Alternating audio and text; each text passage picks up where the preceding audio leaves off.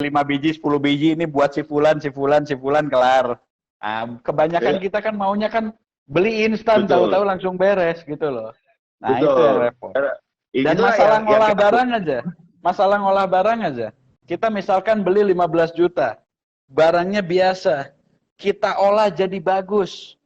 Orang yang tahu modalnya kita ngelebihinnya sedikit. Udahlah, lu kan modalnya segini. Udahlah gini gitu. Mereka nggak ngitung. Ketika kita ngolah, oke jadinya bagus, lu berani ngelebihin. Kalau pas jadinya kalah, yang mikirin ruginya kita siapa? Kan ada value-nya ngolah barang itu kan. Ada Iya, resiko di benar. situ.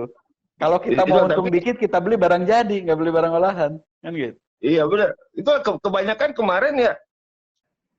Aku kan jadi istilahnya tuh udah kan banyak tuh gua gelontorin gua gelontorin gitu semua barang kan. Gua gelontorin barang. Aku kepingin ada teman atau apa tuh yang tanya gitu loh. Dengan harga misalnya aku buka 10 juta lah misalnya kan. Ada aja yang tanya, isinya berapa biji?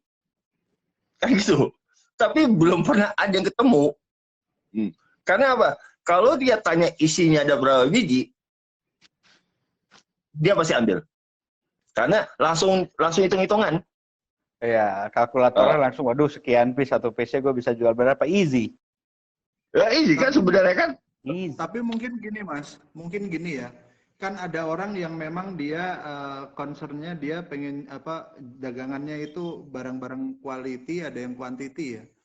Jadi misalnya 10 juta itu bisa jadi satu barang atau dua barang, sementara kalau quantity kan bisa jadi banyak barang.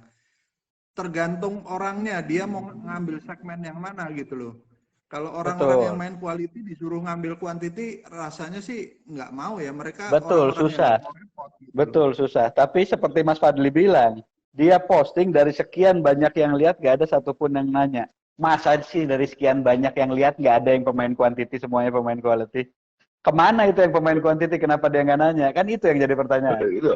Iya, jadi gini, yang setiap yang kalau yang udah aku bilangin, aku kan selalu tidak mau muluk-muluk ya.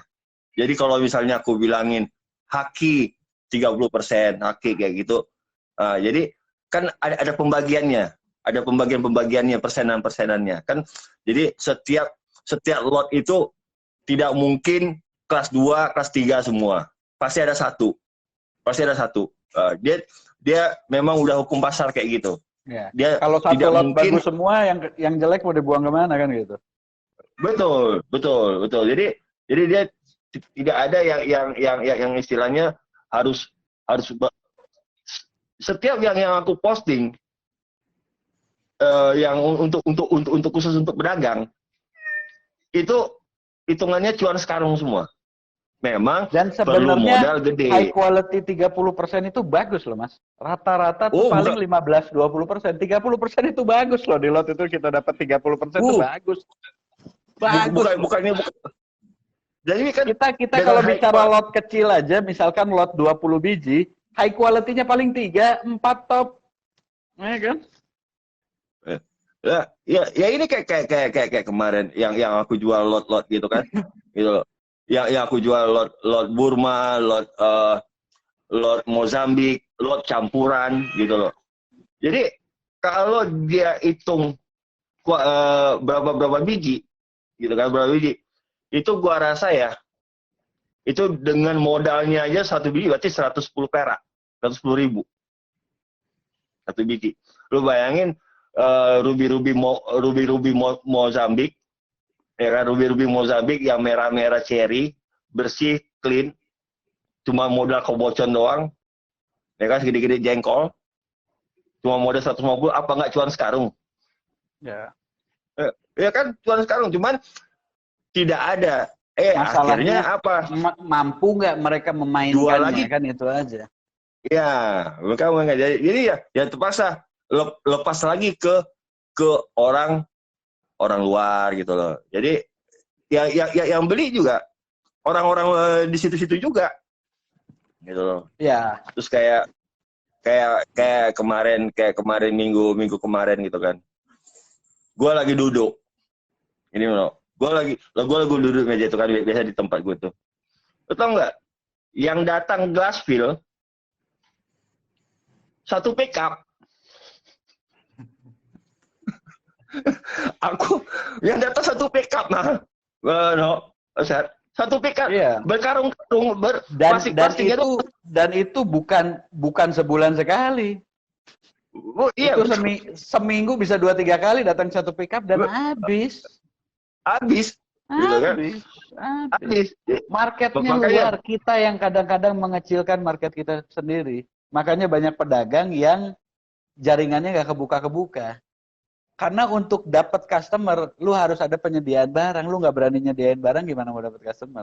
Kan gitu. Betul. Ini juga yang aku sayangin ya sama pedagang-pedagang Indonesia nih, mereka seolah-olah itu berlomba-lomba untuk jual batu paling murah. Nah itu apa ya, kalau menurutku batu tuh prestis loh, kita jualan prestis, kita bukan jualan sembako gitu loh.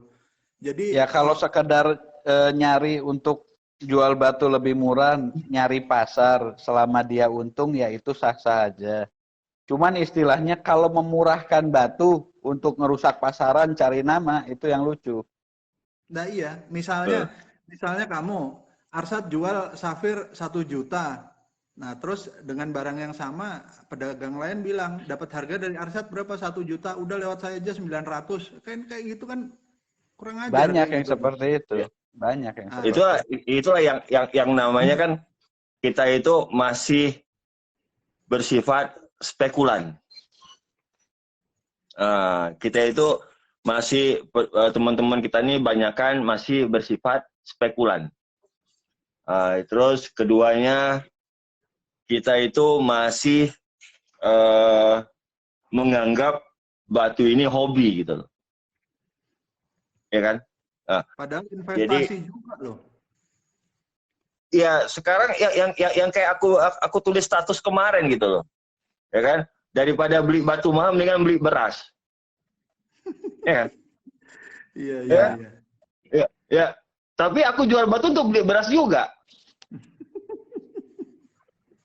Ya kan? Ya kan?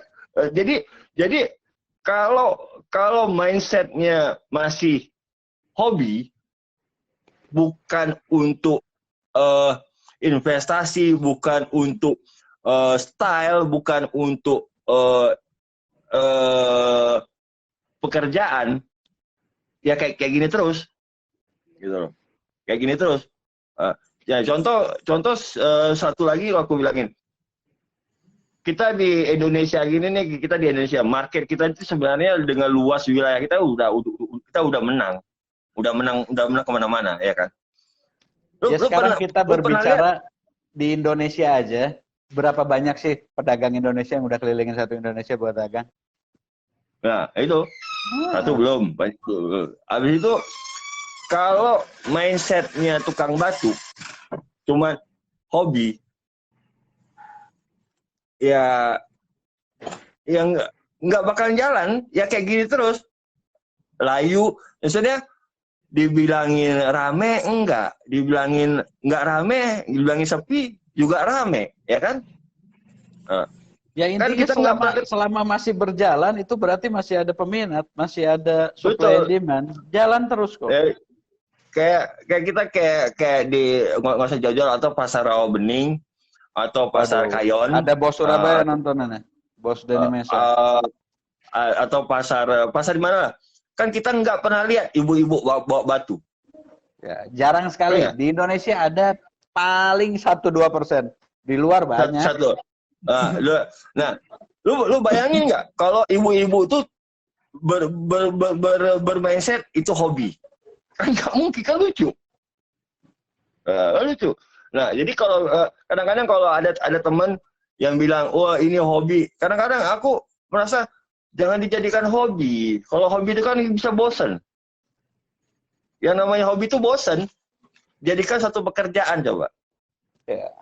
Nah, jadikan satu pekerjaan. Nah, kalau dibilangin pasar Indonesia sepi, lah, aku 6 tahun di sana, memang marketku kemana coba? Nah, Indonesia lah. Indonesia juga kan? 80% Salah Indonesia satu pembeli juga. batu terbesar di dunia itu Indonesia. Kenapa? Semua quality barang dimakan sama Indonesia. Benar. Semua quality barang dimakan. Mau buang barang yang ya istilahnya glass fill yang banyak isi, mau buang ke Eropa siapa yang nampung? Mau buang ke US siapa yang nampung? Southeast Asia yang nampung. Indonesia salah satu market terbesar untuk batu permata. Ya. Salah satu market terbesar. Terus dikasih. Ini kita udah hampir 1 jam kita bahas dunia perdagangan. Kita ganti topik ke lab kali ya. Lab ini kan banyak berbenturan sama pedagang nih, terutama beda hasil identifikasi. Beda hasil tuh bisa beda safir jadi kayak night misalnya ya. Terus beda treatment, beda warna, dan ini selalu jadi masalah gitu loh. Origin juga jadi masalah. Itu kalau Mas Fadli di Thailand, lab-lab di sana ada bentrok sama pedagang juga nggak, Mas? Kalau dibilangin ada bentrok, justru pedagang sana nggak butuh lab. Ya, betul. Yang datang ke sana udah ngerti barang. Mereka memang cari barang. Nggak perlu lab. Bener, no? Kita nggak pernah Bener, beli no? barang di Cantaburi, ini labnya hasilnya apa? Bullshit, nonsense. Nggak pernah. Dan pembeli batu paling enak itu orang Indonesia. Kita di sana lihat 4-5 detik center kanan kiri tawar. Di Indonesia lu bisa lihat siang, lihat malam, pinjam dulu, tanya orang. Udah Indonesia paling enak pembeli batu itu. Udah gitu nawarnya pahit lagi. Nah, dan kita punya pendirian ketika beli batu. Orang Indonesia tanya sama 10 orang, 9 orang bilang bagus, yang 1 bilang kurang, yang dia pikirin yang 1 bilang kurang, bukan yang 9 bilang bagus. Nah, ini sebenarnya edukasi ini bagus ya. Artinya Mas Fadli, aku tanya gitu tuh supaya ada komparasi gitu loh. Kalau di Thailand itu gimana? Terus di Indonesia kita tahu ya, ini teman-teman yang nonton nih kan juga orang-orang yang bergelut di dunia batu ya. Kalau di Indonesia ini satu lab misalnya warna aja ngeluarin satu Royal Blue. Kita lab biasanya kalau pembeli itu kan minta lab ulang, nggak selalu sih, tapi sering juga lab ulang. Di lab yang sama itu bisa keluarnya Royal Blue, padahal sebelumnya similar to Royal Blue. Ini kadang-kadang sering-sering ini menggagalkan transaksi dan itu ngeselin gitu loh. Belum kalau buat saya sendiri, saya selalu ngajarin sama customer saya, lu beli batu jangan beli kertas. Lu lihat aja barangnya. Lu nilai sendiri, lu beli batu jangan beli kertas. Kecuali problemnya barang unheated jadi hit, itu different price. Kalaupun soal origin, oke, mungkin itu sedikit berpengaruh pada price. Tapi kalau barangnya bagus, mau dari istilahnya kata nih di Sidoarjo keluar sapir, kalau bagus ya saya beli. Saya nggak beli ke Sri Lanka gitu loh. Kalau kualitasnya sama bagus, harga bersaing. Nah, tapi gitu. masalah origin gini ya. Lab itu kan beberapa lab bilang ya itu memang pendapat lab gitu loh, tapi pendapat yang berdasarkan ABCDE gitu. Nah, gue mikir gini, sama-sama gemolog ini dari lulusan GIA gitu ya. Satu ngeluarin safir Sri Lanka, satu lagi Madagaskar misalnya.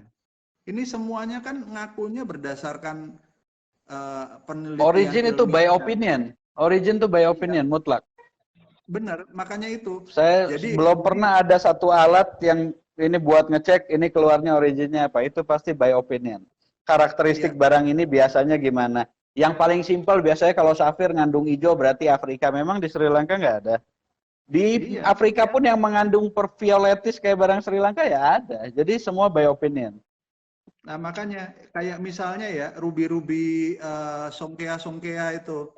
Yang katanya treatment beryllium HBE itu hampir semua kan tulisannya Tanzania dalam kurung songkea. Emang di Sri Lanka nggak bisa ditreatment kayak gitu kan? Nggak maka juga dari gitu. Nah makanya aku setuju. Waktu itu aku pernah ngobrol sama gemolognya Pegadaian ya, Mas Hendro. Dia bilang jadi jurnal Batu Mulia itu kan ada banyak. Jadi gemolog ini milih kayak mazhab gitu loh. Kamu mau milih pandangan ilmu yang mana gitu loh. Lah itu nanti kebawa sama hasil analisanya dia gitu loh. Tapi tetap opini gitu loh. Jadi kalau origin diributin untuk jadi transaksi atau enggak, harganya lebih mahal atau enggak, dari Sri Lanka lebih bagus, itu udahlah, itu enggak penting kalau buat Udah. saya. Bagi orang yang penting ya Sekarang silahkan. Emerald Zambia aja kalau yang bagus Mas Fadli bisa beli berapa Mas Fadli? Dapat murah memangnya sekarang? Zambia yang Uh, bagus. uh, Wah, orang kita kan, denger Zambia alergi, pengen Kolombia. kan, Lu datengin kan, Kolombia yang bagus nggak bisa beli sekarang. kan tadi kan udah dari awal kan udah gue bilangin. Gue Jamrud angkat Aduh. tangan. Kan tadi dari Zambia awal aja gue yang bilang. bagus. Saya nawar Gua, Zambia yang bagus 3 keret, 35 juta diketawain. kan tadi gue bilang, Zat, untuk terjun ke Jamrud, Waduh, duitnya gede gue bener. angkat tangan. Ruby dan Gua angkat Jamrud tangan. itu duitnya gede kalau yang high quality. Ya. Tapi kalau terutama yang Jamrud, gue angkat tangan. Tapi kalau Safir, Ruby, kemanapun, ayo fight. Dari opak, itu bisa gue bikin transparan. Cuman ya kelasnya ya medium bawah ya, medium bawah ya. Medium bawah. Jadi istilahnya Korean kan, hit. ya istilahnya itu kan intinya gini loh. Memang Burma itu mahal. Cuman kan setidak-tidaknya dengan kemahalan itu aku masih bisa membuat harga lebih murah gitu. Gitu. Kan aku bisa harga. Cuman jangan minta yang high quality. Nah, kalau medium bawah, dia kalau cuman pengen main di semua spek terpenuhi, terakhir ada kata-kata murah. Nah, itu yang repot. itu kan. Jadi istilahnya itu, repot. jadi istilahnya itu setidak-tidaknya aku bisa ngandelin warna gitu loh. Betul. Aku jual warna. Karena kalau Ruby ini kan sama Safir ini kan berbeda kelasnya. Betul. Kalau Ruby biarpun dia istilahnya butek gimana, kalau warnanya nyala dia tetap laku. Istilahnya nih, berbeda barang kristal cutting yang ada paut crack dari ujung ke ujung masih bisa laku mahal ya cuma Ruby udah. Mahal. Nah, tapi kan kalau Safir ada istilahnya jentik nyamuk kayak atau apa, udah nggak laku, susah lakunya, ya kan? Nah, kalau Ruby ada anak dinosaurus pun laku, ya kan? Gitu loh. Jadi istilahnya apalagi kalau dinosaurusnya dibentuk putih tuh, jadi antik lagi tuh. Ruby gambar dinosaurus, tambah ngaco harganya, bukan tambah murah. Jadi istilahnya dengan patokan harga aja ya. Misalnya itu Safir Royal Blue, ya, Royal Blue segede jengkol, misalnya gitu ya, clean semuanya, dengan Ruby segede jengkol, clean, yang satu dari Afrika, dari Madagaskar atau Mozambik, pokoknya dua-dua Afrika itu, glass fill, gitu. Orang lebih beli Ruby, glass fill. Lu mau jual, lu tunggu lebaran monyet 3 kali baru laku. Glass blue Safir ya. Glass blue Safir. Cobalt blue. Jadi istilahnya di situ juga marketnya juga aneh gitu. Jadi makanya aku fokus di Ruby aja. Jadi istilahnya biarpun nggak terlalu clarity segala macam, setidak-tidaknya teman-teman make gitu loh, make yang Burma asli. Nah, makanya kan selama ini kemarin itu aku bisa langsung tahu nih, ini Burma ini, tapi bukan Burma. Aku jual itu bahannya bukan Burma tambang ya. Nah, perlu diingat, aku Burma tuh Burma yang diketok-ketok itu loh, orang kampung itu loh. Oke. Jadi istilahnya ada pengepulnya gitu, gitu. Jadi bukan by dynamite, bukan yang factory. Iya, bukan factory. Jadi ada pengepul. Jadi istilahnya tuh aku masih bisa jual 250.000 per karat atau apa, walaupun tapi kalau misalnya yang udah quality, tetap mereka jualnya per gram. Tidak jualnya per kilo gitu. Cuman ya itu dari sekilo itu memang gede, cuman cuan, cuman ya ya gimana kalau dibilangin perbedaan origin juga kadang-kadang bermasalah. Tapi saya setuju Terus dengan habis itu Bang dengan Fadli ini. treatment juga. Saya setuju dengan Bang Fadli. Kalau kita bicara Sapphire Glassfield dengan Ruby Glassfield, it's very very more easy Ruby. Iya betul. Very very more Betul. easy. Iya.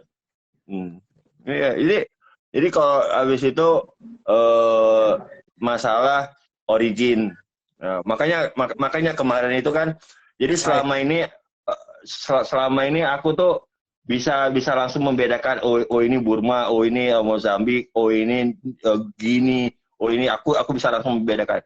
Nah sekarang mungkin karena sikon di pasar Mysore sana mungkin lagi nggak kondusif atau apa gimana kan, mereka campur.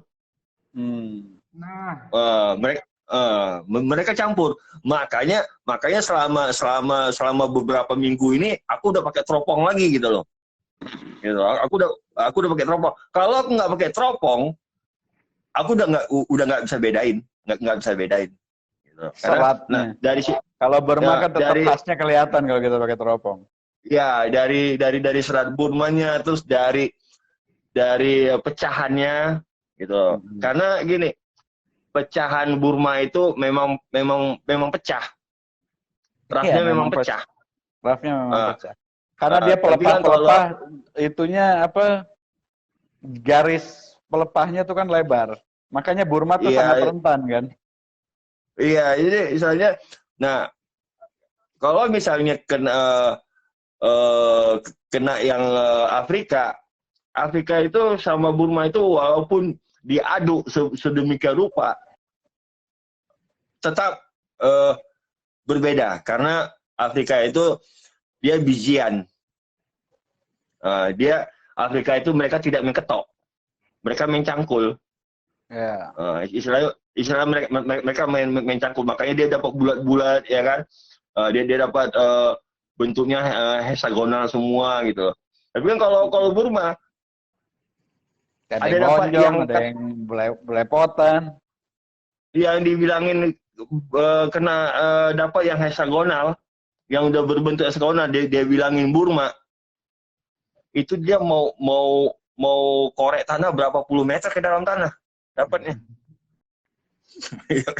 Dan nggak mungkin. Ya istilahnya ya udah bohong aja gitu loh. Udah bohong aja gitu kan.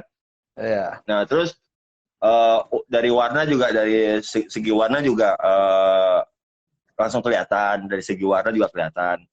Burma ini tetap dia nyala. Walaupun dia di Glassfield, dia tetap nyala. Dia menangnya Burma itu satu, dia shining. Iya, kalau pakai UV juga ironnya beda kan. Dia tidak akan bisa sama dengan ruby manapun. Walaupun dengan kualitas Glassfield ya. Tapi kalau ini khusus untuk ruby, tapi kalau untuk Sapphire dia imbangnya ke Sri Lanka. Nah, kita kembali lagi ke bahasan lab nih. Kira-kira apa solusinya untuk mengedukasi customer kita? Kalau aku ya, lab kita tuh nggak update. Satu.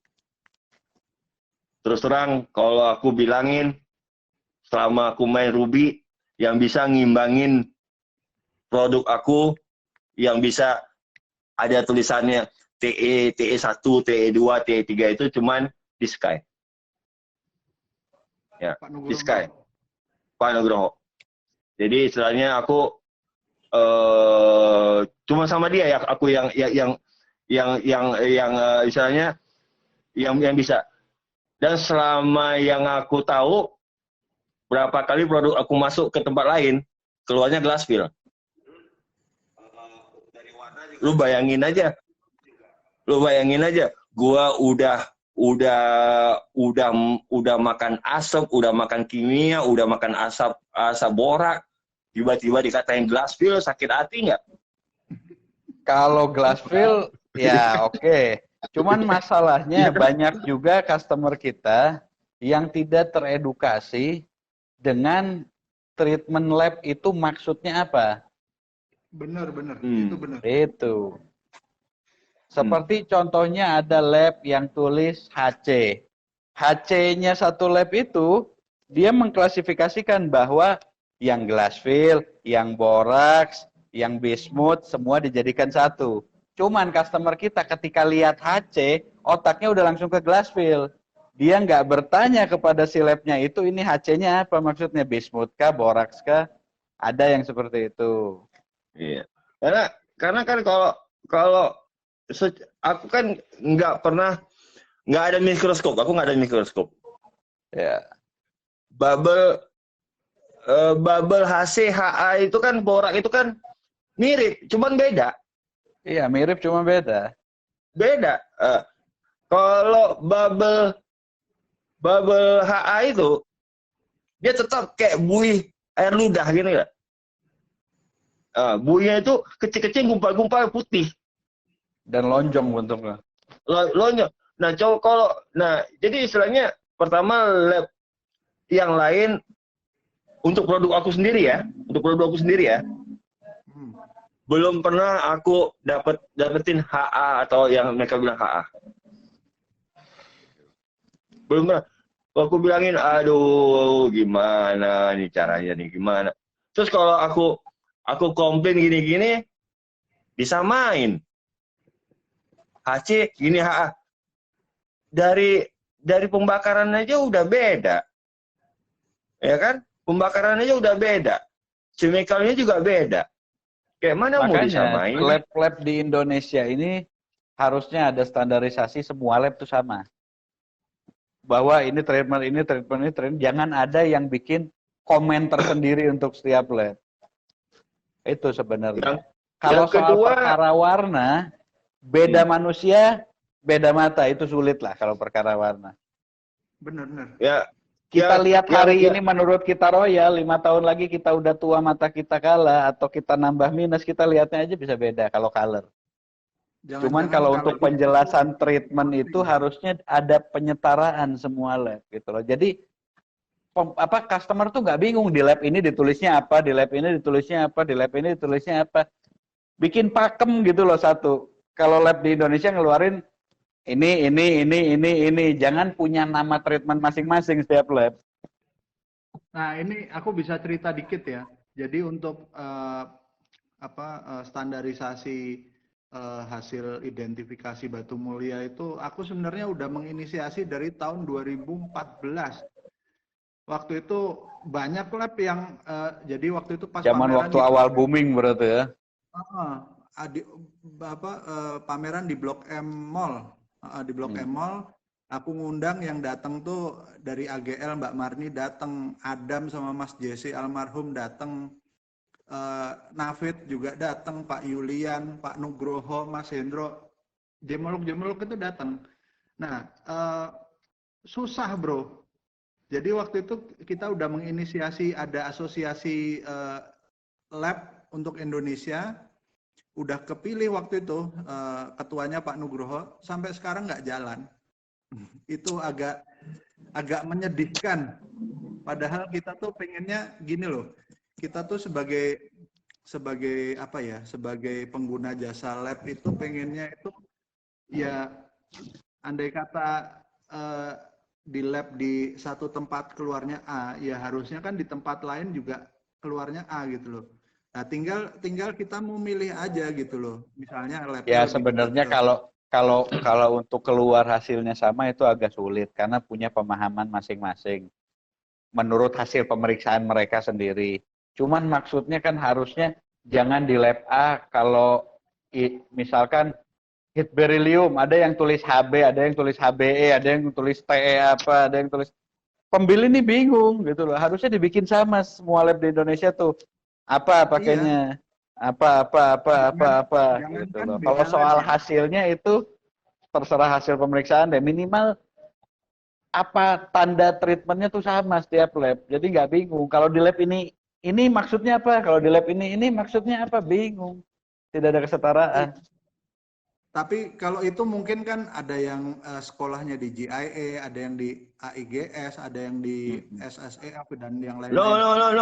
No, bukan no. Treatment. Enggak, kalau aku bilangin ya. Bisa beda-beda loh, Mas. Ya, Iya, kodenya treatment. beda. Kita menyetarakan Oke, di sini untuk di oke, Indonesia. bentar dong, Kenapa? aku potong. Aku nggak nyoba. Oke, aku potong ya. Aku potong. Oke, oke. Treatment tidak diajarkan di GIA. Ya. Tidak diajarkan di IJS. Mereka hanya mengajarkan membedakan. Oke. Treatment tidak diajarkan di lokal gemologis. Jadi kalau perbedaan antara ini, aku bilang mereka tidak ngambil spesialisasi. Oke. Lu mau jadi gemologis, jadi Jarang di gemologis, kita yang ngambil FDE memang. lu ngambil gemologis, menurut aku belajar dulu treatment. Karena gemologis itu bukunya teori. Dia tidak berkembang. Oke? Dia tidak berkembang. Setelah diwisuda, oke, selesai. Oke? Tetapi treatment tipu-tipu di pasar itu makin lama makin berkembang. Ya. Oh iya benar. Karena harus update. Karena yang nemuin pasti pelaku pasar dulu pertama. Contoh, kan semua orang Indonesia udah tahu lah. Aku pernah bentrok sama lab apa, pernah tahu lah. Ya itu masalahnya di situ, gitu loh.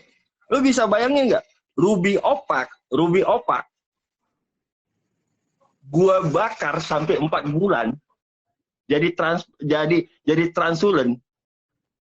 Borak aja, borak sama natural oil. Itu aja gua bakar. Terus pas udah transulen dijadiin HC.